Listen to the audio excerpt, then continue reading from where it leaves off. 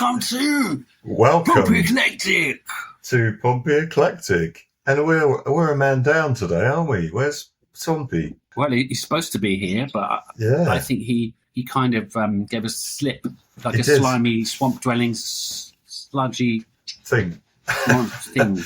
We've Slipped given him into the sewers. half an hour to turn up, but he's still not here, so we think he's in bed. And it looks like he wasn't on Facebook for 8 hours, so we think he's asleep after night shifts or something. Yeah. But he may well turn up. So We hope he will let's, turn up. But he was supposed to lead today, and it was his idea to do stand-up comedians today as well. So yeah, we're lost. What are we stand-up going to do? comedians. Is this episode 18? Yes, it is episode 18. So welcome everyone to episode 18. And by everyone, I mean our listener. Thank you. And talking of that, we did a competition to someone could win such luxury goods by commenting. We did. But did we have any comments in the last video, Simon? But it's lucky we didn't, because I haven't actually got a brand new baseball cap to send them. But I will get some. And please enter the competition. I'm begging you. We're begging, aren't we? We're begging you. By comment, you mean he might just love this video so much he might just leave a comment, and then that might automatically enter you into the competition unwittingly. You might win a prize, which is always the best way to win a prize. And do you know what? We have had one comment, over the whole year or so that we've been running, year and 2 months or something, but it was Swampy before he joined as a host. So look what can happen if you make a comment to us at Pompey. You could end up as a host. Now he's one of us. He's part of the Legion. He's been assimilated. Yes. Into the Borg. Anyway, let's get on with today's main topic, which is stand-up comedy. Now, what is stand-up comedy? Is it about standing up and doing jokes? Yeah, it's about being a stand-up guy or a stand-up girl. Yeah. Oh. No, it's about standing up. It definitely is, but a lot of them sit down, don't they? What's that about? Jasper Carrot. He was always sat on a high chair, wasn't he? Sat on his ass. Like a baby like eating his bloody namby-pamby. Yeah. When you're called a stand-up comic, you don't sit down or you get put down. You've got to stand up on your own 2 feet, if you've got 2 feet. If you haven't, then that's all right. You can use a chair. But we badly need Swampy. But what is it about? Because to me, it's an amazing thing, because it's kind of an art, isn't it? It is definitely an art form. Because a lot of these stand-up comics, they don't just tell jokes. They get up there and they bare their soul. They talk about themselves and prepare to be ridiculed. I mean, the whole point is we want people to laugh. So you want people to laugh at you, or maybe with you, if you're smart enough. Yeah. But that's going to do something, isn't it, to the psyche? Yeah. To affect you in some And we were talking way. about that before we started recording, weren't we? That, comedy often comes from a place of deep, dark desperation of the soul. And I wonder how many comedians are doing it because they need it themselves, and how many are doing it for a right good just purpose of making people happy. Because there's two types of people. For some it's kind of therapy to get up there and bare your soul, and if you get roasted or the people don't like it and boo you off, that can really hurt you, because it's you're basically standing up there naked. Let's give an example of that. I'm sorry to Hattie for saying this, but were you there that night at the Wedgwood Rooms with me when Hattie Hayridge, who played the Polly computer in Red Dwarf. Yeah. Lovely woman, and she was smoked. brilliant in Red Dwarf, but she got dumped off the stage. And she was, I might be wrong, but as I recall, she was only on stage for 10 minutes, if that. But I might be wrong. She went down like a lead balloon. But that's the thing. Pompey is what I didn't really know much about stand-up comedy. I did see a couple of the famous ones on TV, but when I moved in with this guy and some other sordid individuals, they said, there's a comedy night every Thursday. I think it was every Thursday night at the Wedgwood Rooms, a famous popular venue still there in South. It's called the Edge of the Wedge. Edge of the Wedge, it's called now, isn't it? Well, the Edge of the Wedge is a little separate bar, but the Wedgwood Rooms is still there behind it. But I remember it was famous for its sticky carpet. Wedgwood Rooms. Great stuff. But I remember paying £5, and you got to watch 3 stand-up comedians. Yeah. And there was food at some point. I remember there having you could order food. You could order chips and basket meals. It was good value, and the drinks were fairly good value back then. And it was great. Yeah, a great don't night. Sit at the front because you're going to get singled out. We'll get onto that later. And what the first comedian does it to you, and then the next one follows suit, and he'll start on you as well. And you get it all night. What a nightmare that is. Yeah, well, we didn't. We always lurked at the back, towards the back, if I recall. We saw some good notes. Some famous like stand-ups from TV, British TV, especially Red Dwarf. We saw Hattie, who was destroyed. We also saw Chris Barry. We saw Craig Charles. We saw Robert Llewellyn. I never saw any of those. Holly. I didn't see any of those. We saw the actual Holly, the guy. What's his Norman name? Lovett. Norman Lovett. I saw all of them. I saw everyone there. I didn't. How come I didn't see it? I don't know. I always went. You didn't invite me. I think you were off with your girlie or stuff. Yeah. All the Red Dwarf. Shagging. Yeah, you didn't invite me for that, so you can't come to this one, huh? As it says in our stinger, the threesome you always wanted but were afraid to ask for. Yeah. Oh God! Right, okay, taking the turn for the worse. Right, wind it back in, Phil, quick. Anyway, this got me into stand-up, enjoying like watching live, because there's nothing like watching live. It's a bit like live music, you know. You go and watch live comedy, it's very afterwards you feel very euphoric. You feel like it's a good night. Yeah, you see, I like that view because I don't have that view because I don't really like it. Stand-up comedy. Yeah, just to put down on everything. I'm not really into it. I struggle to get a lot of jokes. I'm quite simplistic in the jokes that I like, and also I can never remember what the jokes were. And like the next morning, I think, he was really good, that comedian. He told some really good jokes. What was that joke? And I just can't remember them. But anyway.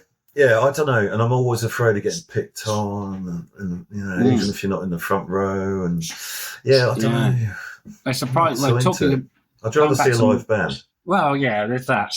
But I mean, going back to my King's Theatre days when I was singled out in the pantomime and destroyed, you'd think that I wouldn't like that. Yeah, the threat of imminent selection and ridicule is always present, especially if I won't mention the perpetrators' names, but they know who they are. Well, they did. But there's several ways to avoid it. Obviously, don't sit at the front. Don't get up and use the toilet during the comedian, because if you walk past them, that was a big one. I remember in the West End because they used to walk past to go to the toilet.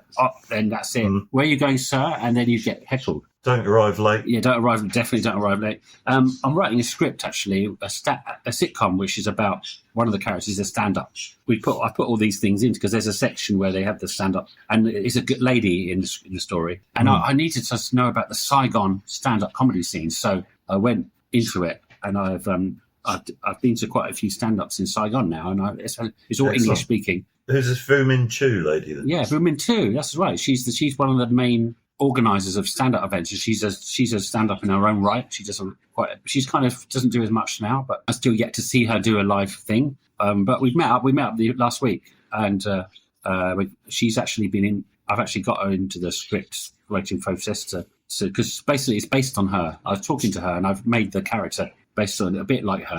So we've kind of letting her play with the stand-up and also get her some more womanly touch from the character, you know, because we're all blokes. We need that. So it's coming together. So and I got roasted. I went to see this stand-up night a few months ago, and there's a guy actually from America, not a famous one, but he was the headliner. He was over in Thailand and Vietnam. He's just doing a bit of travel, and he decided to do a few stand-up nights. His name was Jack Chrissy, and he's a very sort of skinny blonde guy, and he was fantastic, and he had me in stitches. But I was sitting at the front because there was only 2 spots left at the front, and I got roasted by him for like half an hour. He was just laying into me, accusing me of being a sex pat, and I just went on and on. But I wasn't. Has he seen your CV? Well, he might have. But he laid into my. And I thought after the experience of Bob Cowardgees and Spit the Dog that I got destroyed, that'd be the same thing again. But I'm a man now. I'm not a kid, so I didn't cry much. Good man. I actually laughed. I was in tears from laughing. He was so funny. Yeah. He was Jack Chrissy, Crissey. He's got Facebook and has got a few videos on YouTube. I think he's a fairly unknown, but he's very good. Check him out. I was chatting to him. I had a nice chat to him afterwards as well, and he was like, "Sorry, I didn't mean to." I was like, "No, you're brilliant, man. You're awesome." So I love this about you, Phil. It's like I talk about something because I think I know something about an experience I had 30 years ago, like with stand-up comedians, and you talk about it, and you're like, "Oh yeah, I was sat next to Russell Brand on an airplane last week." No.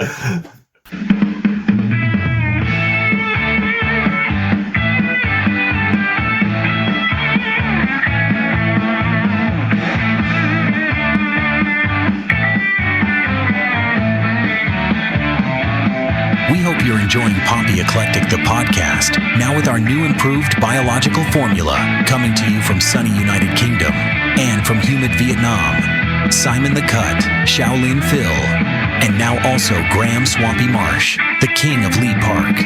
Perfectly blended, then scientifically proven to entertain. Attracts women like you would not believe. Karachi Medical Gazette.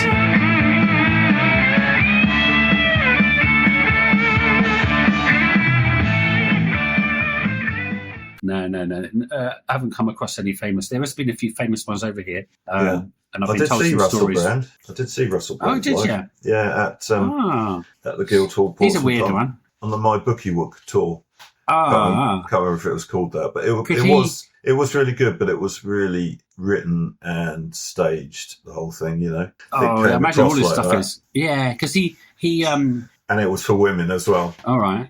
He got huge. He went into Hollywood, did some films. Then he kind of crashed and burned, and he got accused of some harassment stuff. And well, the thing is talking about comedic purpose again. You know, having an authentic purpose. His purpose was to shag women, as many as he could. Yeah, and the hottest ones that he could, and that was his sole purpose. And I think the whole gig was designed, and the whole book launch was designed to have a queue of groupies standing outside afterwards. I remember there was at the Wedgwood Rooms. There was this handsome black guy doing like that kind of stand up. Like he wasn't kind of like bigging himself up, but he was very smart, and he had that kind of way of talking. All the girls at the front were like, oh, and he was like sort of winking at them and clenching his buttocks and all that. So I think that's another reason for doing stand up. It might be for depression, curing, self-therapy. I think it probably is. Yeah, it might be. I mean, we talked about this before in our groupies. Comedy films last episode, and who was it? Hancock we mentioned, didn't we? Tony Hancock, who was a deeply depressed character. I think did he end up ending his own life? I can't remember now, but he I think he did. Terrible depression. Yeah, but he must have got a load of girls or groupies, but he didn't have his hand on his cock much. Sorry. His best gag was in Hancock's Half Hour when he went in to see the doctor, and the doctor said, "I need to take some blood," and he was saying, blood donor. "Well, how much blood are you going to take?" And he's saying, "Oh, only a pint or something like that." I can't remember what it was, but he said, "A pint? It might only be a pint to you, but it's very nearly an armful to me." And that's probably the best joke he did. It was it was good. But it's the way he said it, and also you notice him if you watch, like especially the blood donor, he couldn't remember his lines famously, so he used to write them up, and you can slightly see him reading them off the floor, off the ceiling, and places. He's like, well, that again is the thing with depression. Well, that's one of the symptoms. It's difficult to your memory doesn't work very well. So I think there are sort of physical sort of challenges as well. There are executive function of the brain challenges as well. It's not just about feeling despair. So, but I think a lot of comedy does come out of that place of despair. You know, like Rick Mann and Adrian Edmondson, they famously said every show they did was based on Waiting for Godot. Yeah, right. And Red Dwarf is like that as well. So the whole point is that there are these two blokes. Samuel Beckett. Of course. There are these two blokes. They're waiting, from Quantum Leap fame, and they're waiting for a third guy to come along, and it's like they're waiting for an eternity, and it's meaningless, and there's no purpose to what it kind of feels like this podcast when Swampy hasn't turned up. Exactly, and this is the Waiting for Godot episode. So that's where that kind of out of that pit of despair of ceaseless waiting. And Samuel Beckett was famously asked, "Did you mean God? Did you mean waiting for God?" And he said, "If I'd meant God, I would have written God." So, but he meant Godot. Yeah, this is before the internet, though. Yeah, the metaphor to it is you're waiting for God, to judge you or save you at the end of life, and it's never going to happen, mate. But Yeah, it's interesting, isn't it? And it goes back to that whole thing we were talking about with existentialism, the meaningless absurdity of the cosmos. There's no meaning. You know, the atoms don't have any meaning ascribed to your life. They don't give a flying what's it about your life. You're made up of them, but so anyway. And so many of us think we're like our atoms are so much more better than everyone else's atoms, but we're all molecules of a higher. You may be, mate. Well, I'm talking molecule. But I've got standards. Many comedians, they share that they often wear this mask of depression because it helps them cope with their emotional burdens. A lot of them have these, like, let's pick a famous one, like Robin Williams, American famous stand-up ending. And he had huge alcohol problems and drug problems. He was on so much lithium to cope for depression. Terrible. But what a great comedian. I mean, I loved him when I was a kid in, what was that show he did? Where Nanu, he used to say. The alien, where he plays the alien. But I don't know. I never really got Robin Williams. He was too, like, it was American, definitely. I mean, I got so him as in he looks like this middle-aged man, but then he's like, so like energetic, and he's got this energy which doesn't seem to.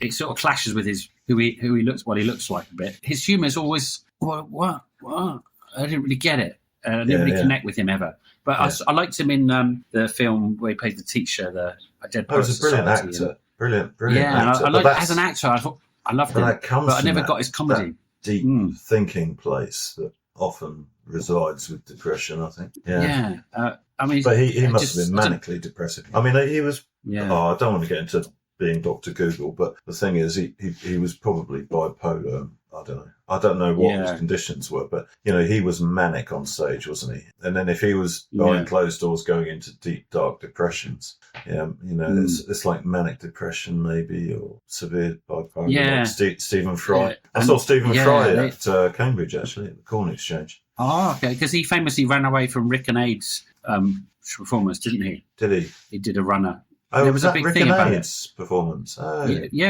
and Aid, or was it? I think both of the Rick and Aid, and he was doing. It was was it? I think it was Waiting for Godot. Funnily enough, was it? Oh, right. Yeah, I think it was that, and they were. He ended up on a ferry going to France, didn't he? Yeah, I think because I don't know, he was going through a bad time. I'm not sure. He had a breakup. I don't know, and maybe they said the wrong thing, but they were like left in the lurch and they had to cancel all their shows. Oh, right. But it's this mental health issues can be exacerbated by doing this, relying on humour as a defence mechanism, and I don't know. There's a lot to it, a lot psychologically. Just saying, I've been talking to this lady too, who runs the comedy scene, and she deals with it. A lot of them. It seems to be It seems to be a way to cope with therapy for getting up on stage and just venting your issues and getting people to laugh, and it's kind of that is a common coping mechanism for people in all walks of life is making light of the situation, you know. And people say, we have a saying here in England, you got to laugh. Which doesn't sound like much, but you know, when you have a moan at somebody about something, you both agree, the buses are terrible, 3 turn up at once, and you haven't had a bus for 20 minutes, but you got to laugh, mate. And that's what we say. Yeah. And that's how we cope. But the thing is, I was going to say, harping on about existentialism again, there's a thing called absurdism. So that is like existentialism. It's a philosophical sort of framework, but it's right next to existentialism. It's very similar, very close. So Albert Camus was sort of writing in that area, borderline over on existentialism. And the thing is, that's about the meaningless of the universe. You know, there's no meaning, and we have to make up our own meaning. We do stuff that's productive and worthwhile and of value, and that gives us a sense of meaning. We do it for ourselves, you know. This sense of absurdity is where a lot of comedy, the roots of a lot of comedy are, I think, you know. They quite often, stand-up comedians will quite often make jokes about something being absurd, you know. Yeah. You know, why is it like that? And it's coming from the norm and coming from primal places. That's all.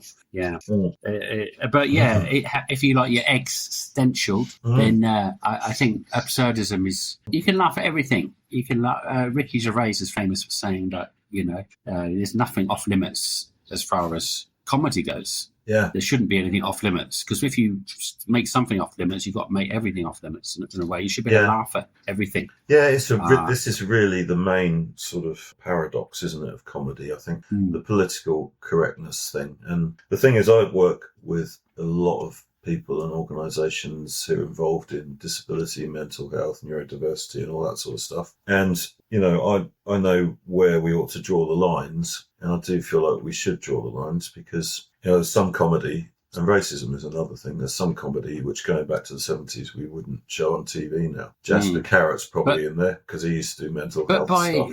By just trying to shut it down and not talk about it, that's when, to me, that's a problem. Open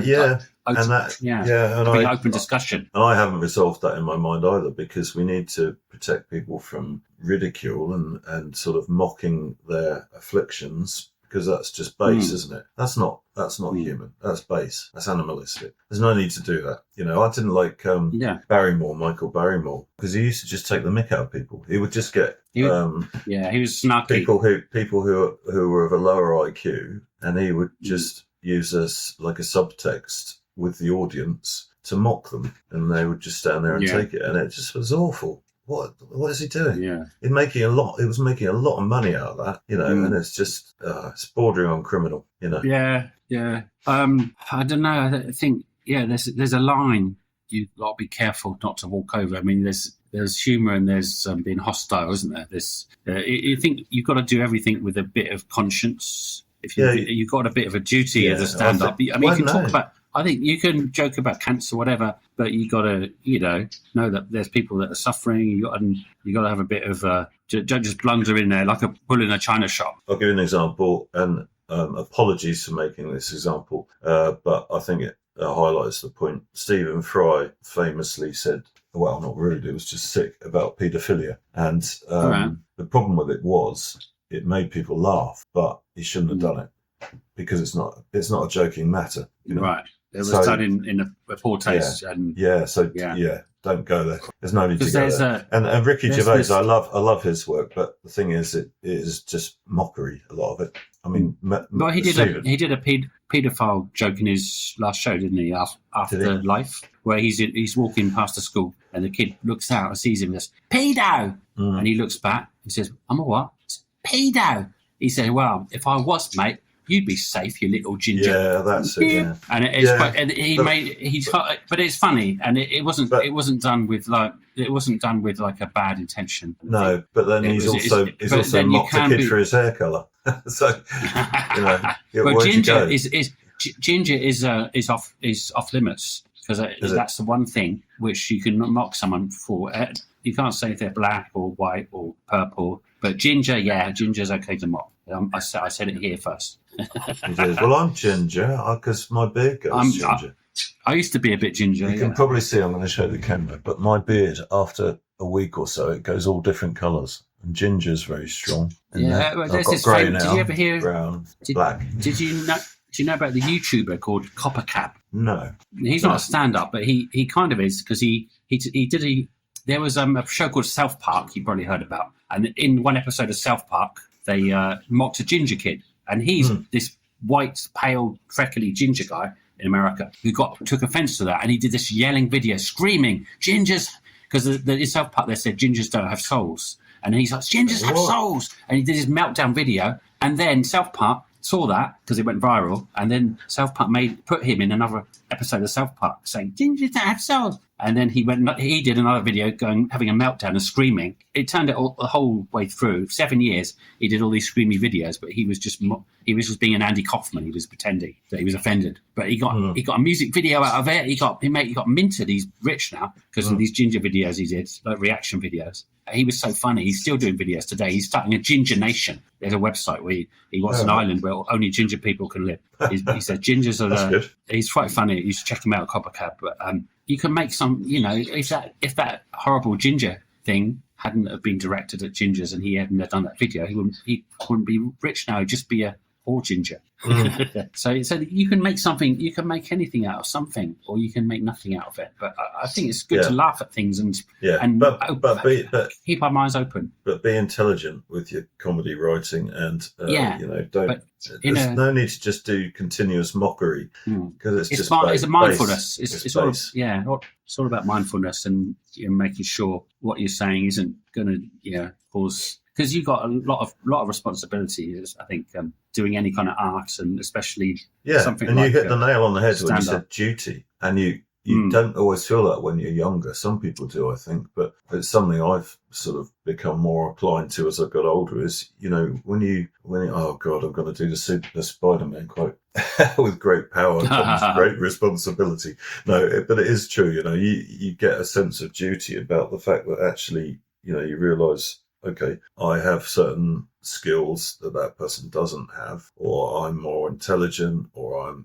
it sounds arrogant, but, and obviously other people are more intelligent than me, and I'd expect them to feel the same sense of duty towards me, and that's, to me, that sense of duty is sort of derived from helping support people who have needs, so people with dementia and that, like I volunteer at dementia group. So, and then you sort of realise, well, they need us, it's not me they need, but they need us. They need someone. Yeah, because most people don't have that up and therefore you've got a duty. Things that you see. Yeah, it's a responsibility and duty. And the same thing with comedy. Hang on a minute, you've got a duty and a responsibility not to perpetuate the cultural method of hazing people into the social group, as it's called, which is where you mock them relentlessly until they give up and become part of your social group. Yeah, because that can turn into bullying. If you do it to disabled people, it's just wrong. So I mean, Ricky Gervais did a joke about cancer, didn't he? About a kid with cancer. So I mean, he does step over the line, but yeah, it's a great debate. Should nothing be off limits in comedy? I think Ricky Gervais. I'm not sure. A lot of people say he's hard work as a person. He's very I don't know, but he's funny though. As Golden Globes things, especially what he was doing, roasting the celebrities, was brilliant. And the fact he came back like 3 or 4 times to do that. And Stephen Merchant, he's another great. I actually got to see him live with my mate Peter. We got tickets in Cambridge, and we got to see Stephen Merchant. He's really funny. I watched his stand up on YouTube or something, I think. Yeah, some people say he's the true genius between Ricky and Stephen Merchant, but they've both done good things on their own. I mean, they're both good at what they do. I'm a big who's the other guy who's not a stand up? Carl Pilkington. I think he's brilliant, just because he's who he is. I mean, I like the way he thinks, and I think a lot of people do. I mean, but for Ricky Gervais, it's just constant mockery of him, isn't it? That's what it's all about. That's the gag. Yeah, that is the gag. It's a one pony town, isn't it? And laughing at his and some of Carl Pilkington's outlandish ideas are actually, if you think about them, actually they do make sense. Some of them. Yeah, but I know, that's the worrying thing. But let's talk about some of your favourite stand-ups then. I know you're not a stand-up huge, but you must have some favourites. I do, yeah. My all-time favourite is Bill Hicks. Oh, yeah, of course. Because... The smoker. Yeah, because he was definitely an existentialist. And he did a talk called The Existentialist as well. So I think, he was great.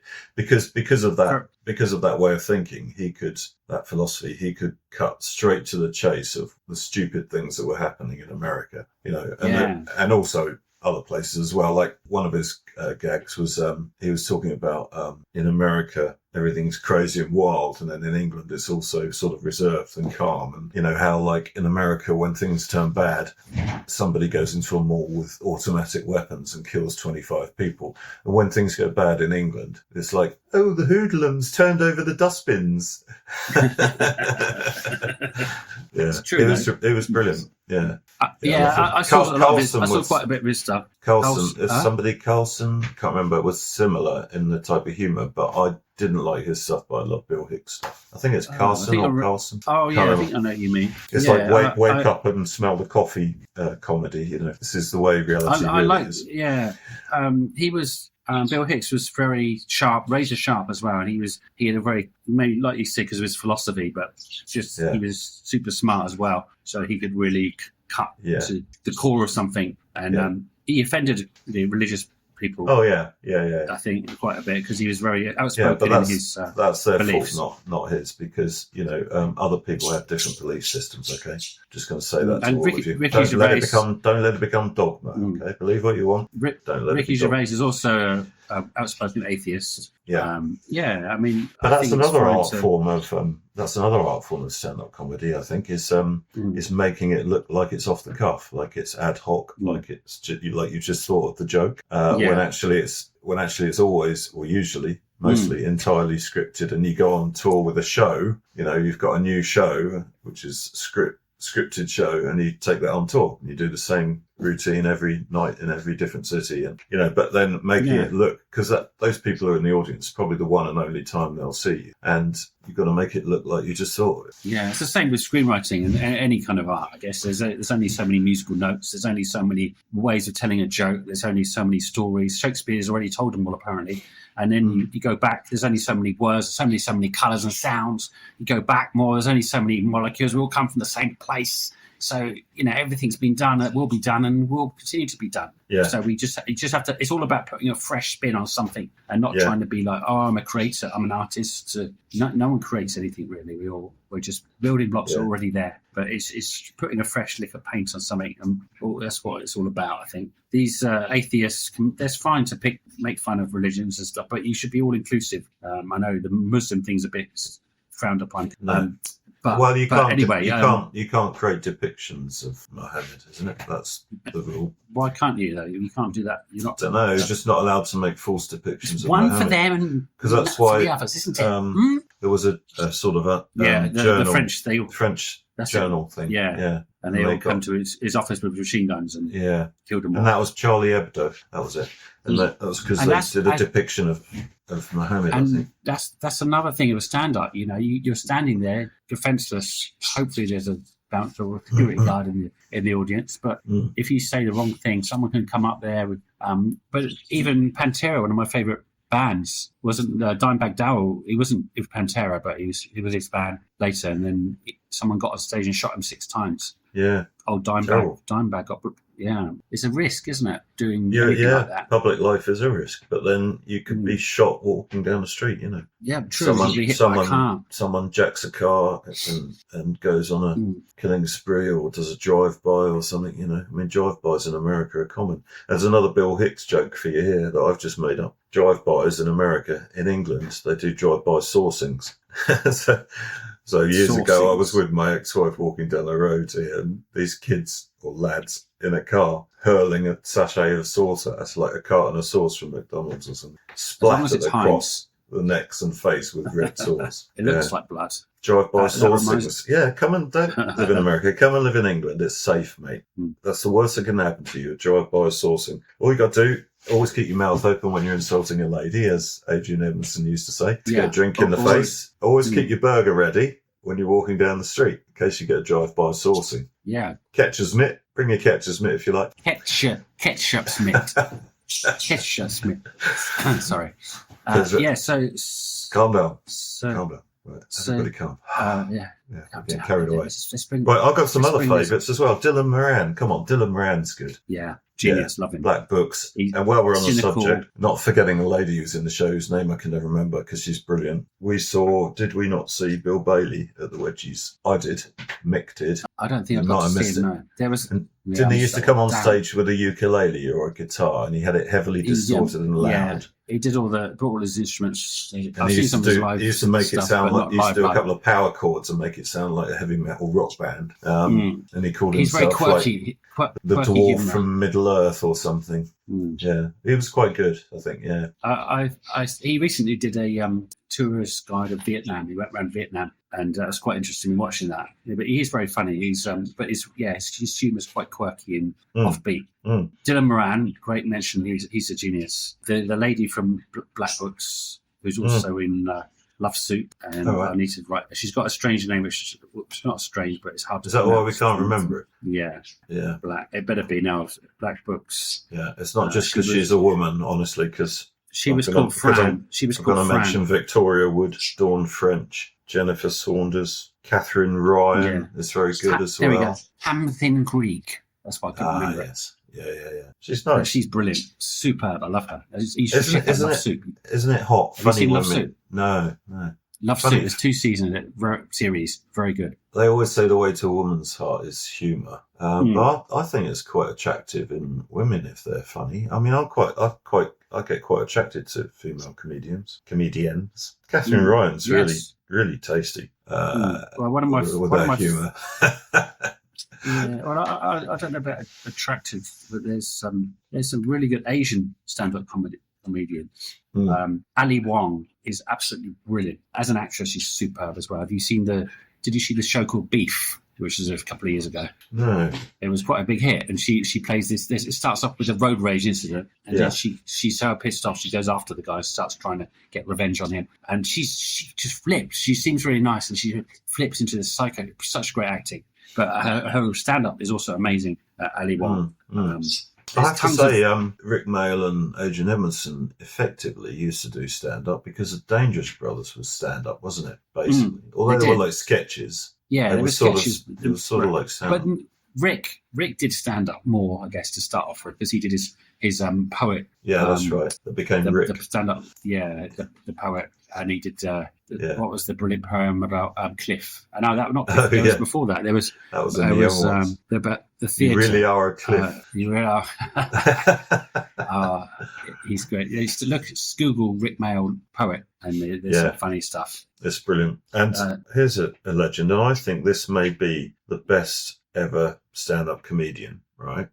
A lot of people say this from my explorations and research on social media and YouTube and documentaries I've watched, and I don't know, a lot of people will agree, is Richard Pryor. Yeah, great. He was the godfather of stand-up. I think so. The comedian's comedian. He did some great stuff about race, differences between black people and white people, and like black people walking down the street like this, and like white people can't do it, and like, you know, and it was brilliant. And but his I think it was his ex-wife or a friend of his famously said of him, you could either find him in a whorehouse smoking on a spliff, or in a crack house smoking on a whore, or something like that. You know? And because his mother was a prostitute, you see, so he grew up in a red light house. You know, he grew up in a red house, and his life was being around pimps and hookers and drugs. He must have had some good. His 18th birthday must have been amazing. I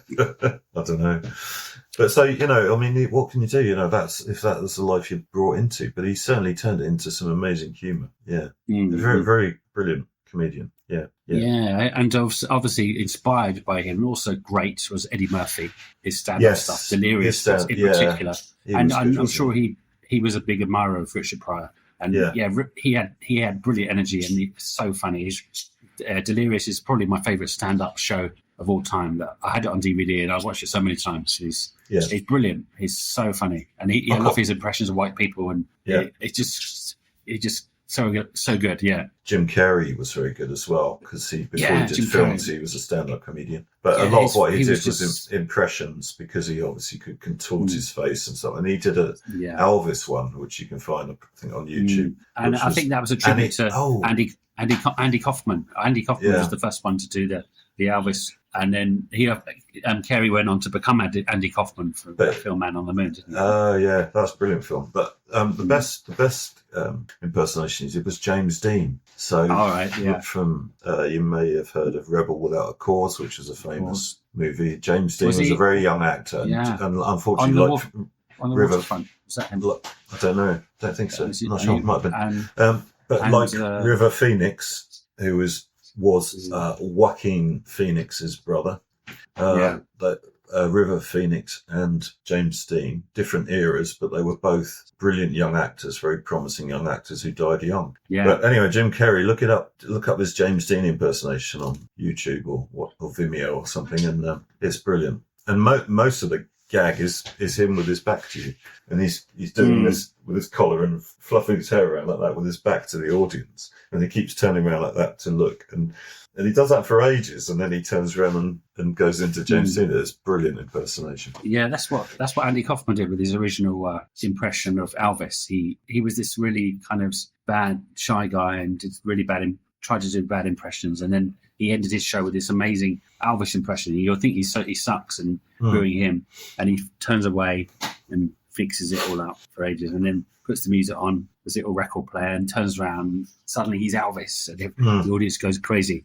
He was brilliant at kind of, and for years he fooled most of America with his characters, and superb. And today we have, I guess we have the Ali G guy, who's a bit similar in a way to he's on another planet. Borat Comedy.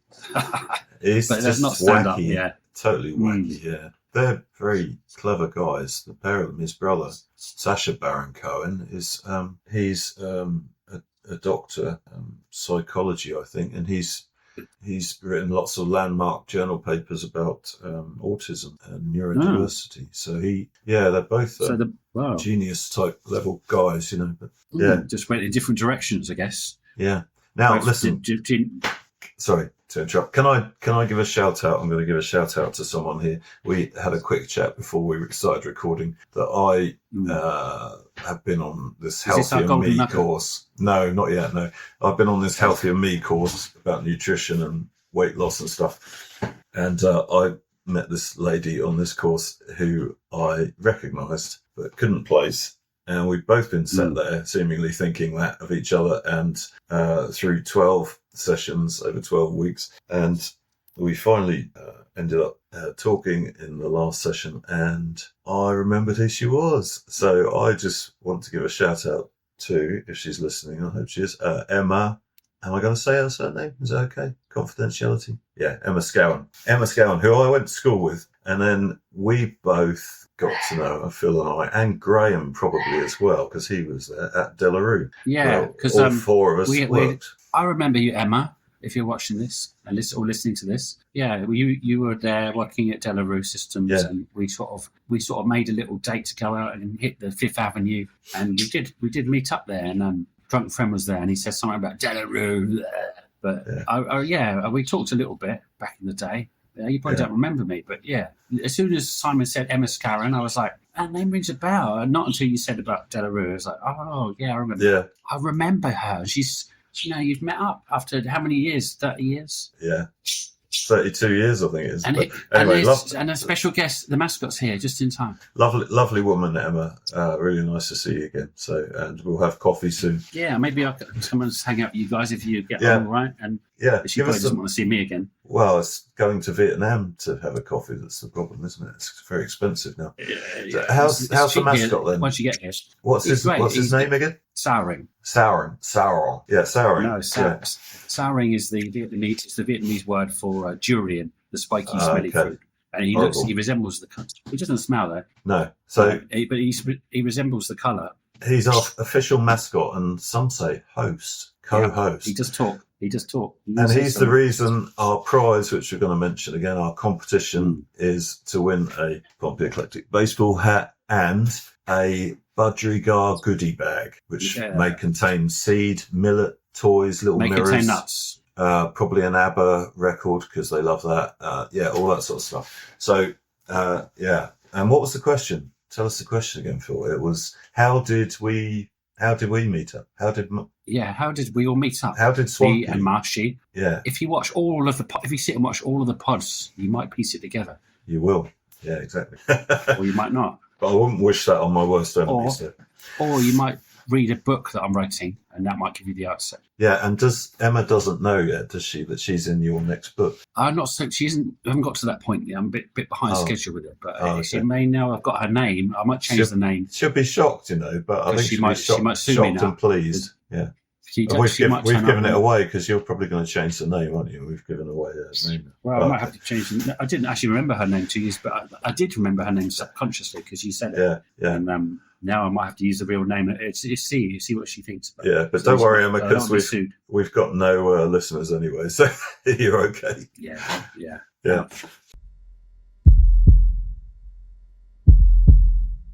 Shaolin Phil, Swampy, and Simon the Cut are still not naked.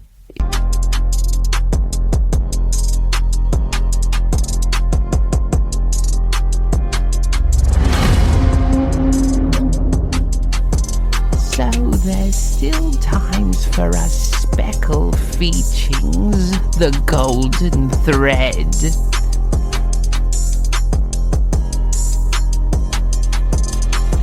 Right, have you got a golden thread? Have we got one? Yes. I was just thinking, why don't we look at the top best stand-ups here? Here I found a list of top stand-up comedians today but everyone, worldwide. Everyone in England would be turning off. There's one disclaimer. They're all English speaking, so we can guess this. This is all time. This is 2025's list, but it's top 10 stand-up comedians who are still around today. If you get two or more, you've won. Most famous comedians across the globe. Have we mentioned any of them already? We mentioned three of them. Right. If you get five or more, you win. Okay. The prize. I'm going to say Rowan Atkinson. He's not really a stand-up. He did do stand-up, and he was but he's not known as a stand-up. He's known as now, an but he did start doing stand-up. Yeah. But these are pure stand-ups. They're not really actors, apart from a couple. So Richard Pryor's got to be on there. No, he's dead. Only the living ones. Oh, right. Well, that's half of them gone, isn't it? Ricky Gervais. So you got one mistake. If you get 5 mistakes, you lost. If you got 5. Okay. Is Ricky Gervais correct? Yes. He's at number 5. Ricky Gervais, with biting sarcasm and provocative humour, Gervais challenges societal norms while keeping audiences laughing. Oh, lovely. There's 1-1. Eddie Murphy. No. It's not in the list. Why not? How can he not be in the list? This says the top stand-up comedians today. So he's obviously not doing stand-up anymore. Russell Howard. So that's 2 wrong. Russell Howard, no. Lucy Beaumont. Her husband. One more mistake. Her ex-husband. What's his name? It must be Beaumont. But no, I think it's got a different name.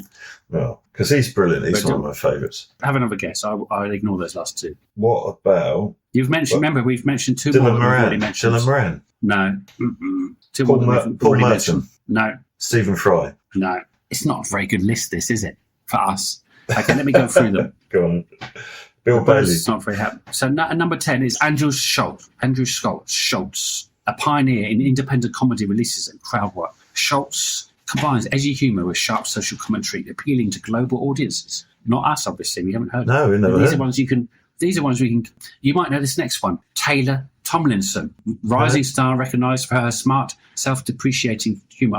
I remember that name. I know that name. On mental health and relationships. Tomlinson is quickly becoming a generational voice in comedy. Number 8, Nate Bargatze. His clean, relatable humour about everyday life has made him a favourite among fans seeking light-hearted, clever comedy. Number 7, Tom Segura.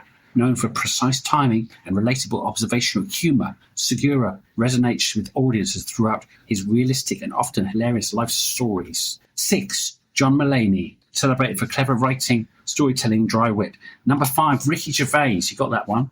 Number 4, Bill Burr. That's another one. We didn't talk about Bill Burr. He's great, actually. Check out some Bill Burr.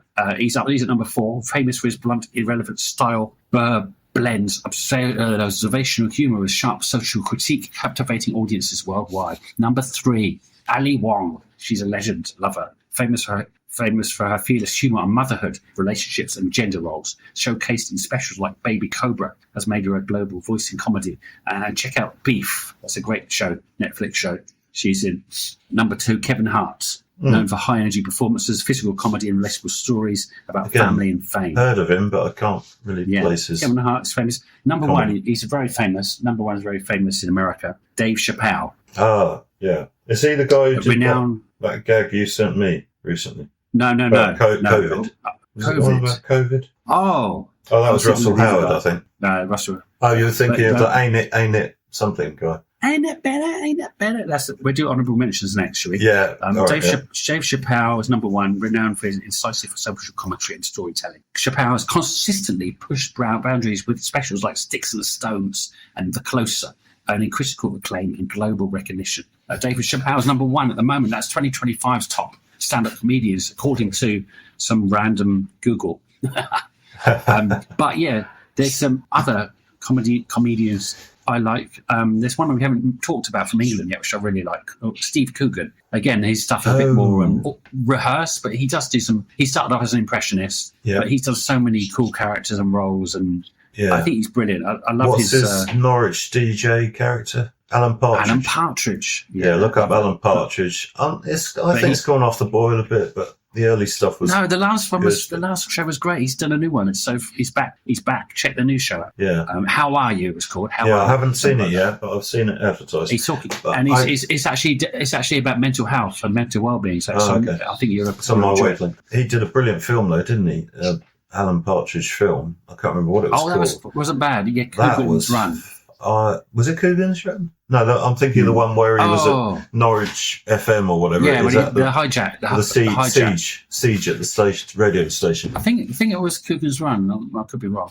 I don't think it was called Coogan's Run. It made me laugh anyway. Coogan's Run. Brilliant. Yeah, it was good. It was good. It was one of the good subs. He's always been brilliant. I love his little show he does with that guy you can't stand. He's also a stand-up. He's done stand-up. Who's that? The Welsh guy. A show called The Trip. Yeah. I think together. Sorry, I have to apologise. He's supposed to be in. I did seriously slag him off in one of our episodes, and I was very rude about Welsh people. But I'm sorry, I don't hate Welsh, but he does wind me up. What's his name? Bryden. Rob Brydon. Oh God, Rob Brydon. But the show works. The trip works because they both really drive each other up the wall, trying to out-impression each other. And it's a kind of a one-note show, but they always do it in a different place. They just filmed a new one as well. They go to see the Northern Lights. My friend's worked on it. Yeah, my friend's worked on all of the trip episodes. Do you know? I think I like them. Do you know the Fast Show are doing a live tour? Oh, really? They're brilliant. I love the Fast Show. I saw a video recently of them. They're looking really old now. Yeah, they definitely aged. But who's the guy? Who's the guy? The genius one who does Tom and the landowner fella? Well, they're all genius. No, I don't think so, sir. Him. Yeah. Well, that you mean I can never remember his name. Paul Whitehouse. What a genius! He's a genius of comedy, and he's the guy. Johnny Depp worked with him on something. Yeah, I think he actually hired him to help him with his acting because he reckons Johnny Depp reckoned that Paul Whitehouse is the best character actor in the world. Yeah, I saw the one where suits you, sir, and then Johnny Depp walks in and they do the suits you. Yeah, and Johnny Depp famously said that his character acting, Paul Whitehouse, is superb because you can see him do 20 characters and you wouldn't know it was the same person. Each one is completely different. He's brilliant. Yeah, I don't know if he does stand up, but I'd love to see Paul Whitehouse do stand up. But he did that fishing program, didn't he? With somebody? Oh yeah, with the other guy from the Gone Fishing. The quirky couple. Yeah. I haven't seen that. I have to watch that. But Paul Whitehouse, brilliant, and all of them. The Fast Show's a strange show because you start watching it and you're like, "What is this?" But then you keep watching it and you start getting it, and the catchphrase kind of humour. But it's so clever. It's good. Yeah, more than just catchphrase. It's genius. Well, the guy we're venturing off. The guy that does that sketch with him, with the landowner, and he's sort of gay, and he's always trying to pull the groundsman. And they had a series as well. Yeah, well, he's brilliant as well. The guy who plays the landowner. I can't remember his name, his character name. But, Paul has Charlie Hickson, Simon Day, John Thompson, Charlie Hickson, Barella, Weir, Caroline, and he's the one who did Fast. Is it Fast Tony, the car salesman? Oh, same guy, I think. Yeah. Polishing a car is like making love to a beautiful woman. Beautiful. Put her in neutral. Yeah. Slip her and then lie back. It's very funny, isn't it? But Patrice, I just want to touch on one of my favourite stand-ups personally to me is a guy called Patrice O'Neill, sadly no longer with us. Yes, it's because I was researching stand-up and I just came across him on YouTube, and he did this one stand-up 20-minute thing. I was in stitch. I was crying. It was so funny, and I showed it to my wife, and I didn't think she'd get it, and she was laughing her ass up as well. So he definitely got something that, because my wife speaks English as a second language. Her English is very good. But she's got it, and she was laughing. I was like, brilliant. And he was so funny, talking about women and men. And he said, a man can't like a woman and love a woman at the same time. Oh, that's right. He goes into the whole spiel of how it's so funny. And the audience are pissing themselves, and I was pissing myself. Brilliant.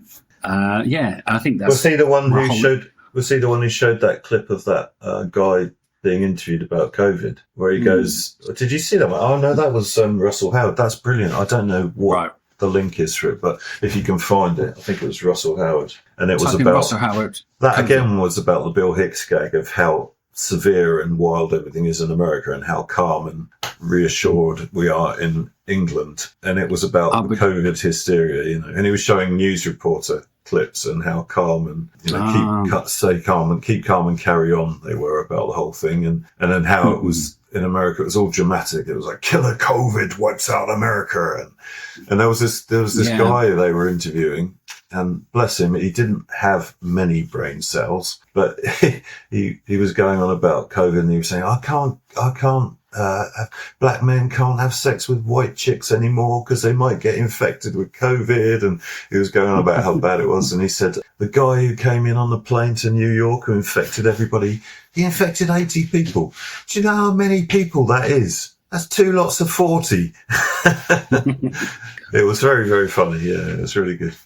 I can't do the gags. I remember when Vietnam, the rest of the world seemed blighted mostly by COVID, and Vietnam was unaffected, and we were all like, brilliant. But it was after about a year, a pilot from England flew into a little bar I know called the Buddha Bar in Tao Dien, had COVID, and that was ground zero in Vietnam. Well, and the bar closed. The bar was shut down. I used to like that bar. I went there with Peter once. We did a Jaeger train.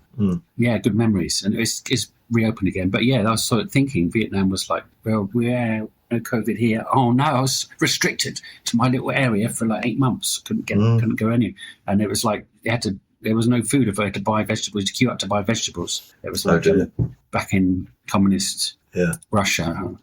Anyway. Well, don't say that, because they say they weren't communist. They were Soviet. Socialist agenda. Yeah. I've got another old comedian to mention just quickly. My dad used to go on and on about this comedian. So this is a bit of an honour to my father, God rest his soul, and also to this comedian. So this is for the historical records of Earth. There was a comedian called Nosmo King, and it was probably back in the post-war years after the Second World War. And he got his name, Nosmo King, from a door sign across two double doors that said no smoking. Oh, no smoking. And the doors opened, and on one side it said Nosmo, and on the other side it said King. That's brilliant. My dad used to go on about him all the time. I don't know. Anyway, that's brilliant. I have to mention that. Genius. Yeah, I have to mention that for the historical records. When the historians are looking back at this idiocy of how we used to live hundreds of years ago now. Yeah, and if you want some real comedy and fast humour, go see Paul Merton and I think it's Suki Waterhouse on tour in the UK at the moment. Paul Merton's the king of deadpan. Yeah, you can see him on Have I Got News for You? He's brilliant. And very funny. And Just a Minute on Radio 4, I think he's on there still. Prices £25 to £31. And that's reasonable. Do not do scripted stuff. They do entirely ad-libbed comedy. Yeah, it's always the best, and especially when they involve the audience. And when you go to see them, and they're at the Theatre Royal soon in Portsmouth, that will be the only time anyone will see those gags, because they're not scripted. If you're in Vietnam, on the other hand, come along to the Saigon Comedy Nights. There's a few going around. Like Saigon, there's a Facebook group, Saigon Comedy Club. It's only got 480 followers, but it's all the big local legends are on there. A guy called Jack, my friend too. You know, so many cool dudes doing their thing, and ladies and lasses. So come to Saigon next time you're here. Why not see some comedy? Because it's the source, the root, the primal expression of life. Thanks for that summing up at the end there. But I'm going to ruin it by just saying I've got one more name to shout out. I was speaking to somebody the other day. I don't know who it was now. I can't remember who it was. Oh, I know who it was. It was Andy. Big shout out to my mate Andy J. Big Pompey fan, and other teams who shall remain nameless. No, they won't remain nameless. I think it was Fulham and Burnley is involved with them as well. And he goes up to, I think it's Fulham, and gets into the executive box. He often has a chat with Alistair Campbell, who's a famous guy in England on politics. Campbell Soup. Yeah, and apparently his daughter is a stand-up comedian. She's super. And she's called Daisy. So look up Daisy Campbell. I haven't had a chance to look up her gigs yet, but I will have a dig around and see what I can find on YouTube. But yes, Daisy Campbell. Take a look at her comedy. Good. All right. Well, we're on that note. We'll be back in 30-ish, and hopefully there'll be 3 of us, and hopefully we'll have a nice new topic to talk about, because we haven't discussed yet what we're going to do. Yeah. Have we? No. But we'll figure something out, or put something in the comments and tell us what you'd like us to discuss and pick the bones out of. And as long as it's not rude or immoral or illegal, then we'll probably talk about it. Nice beard. Where did you get that from? Just grew it. Did you screw it? Oh, all right. Well, just then. What have you? Where's your hair? Where's the other thing you had on earlier with the hair? Because that looks brilliant. That was it. Yeah. Oh, that was it. Oh, I see. You had it on your head. Oh. All this time, you didn't even notice my balding head of hair has been discreetly camouflaged. Yeah. I've got another idea. His hair. Got another idea of somewhere you could stick it. Armpit. Okay. See, it wasn't me. It was in your heads. Okay. That'll have to separate. Yeah. And unite. Separate All right. and unite. So, divide and conquer. Are we going to do we're doing the song to see us off? Yes, we better give your cousin an acknowledgement, because you know what, we used to every episode say thanks to for and here are the exits, but we don't do it anymore. So let's give him a big shout out. Raymond Charlton, my cousin, who's got his own little band called God. The Calaveras. Oh, that's right. Good. Yeah. That's his new band. Well, often the Wedgie and bassist, check them out. Yeah. But his old band, The Exits, did this cracking little song that they always use as our and it's about main Portsmouth. song. It's so good. It's about Portsmouth. It's written about Portsmouth. Neon City. Here we go. Oh, we're so professional. See you all next time. Bye bye.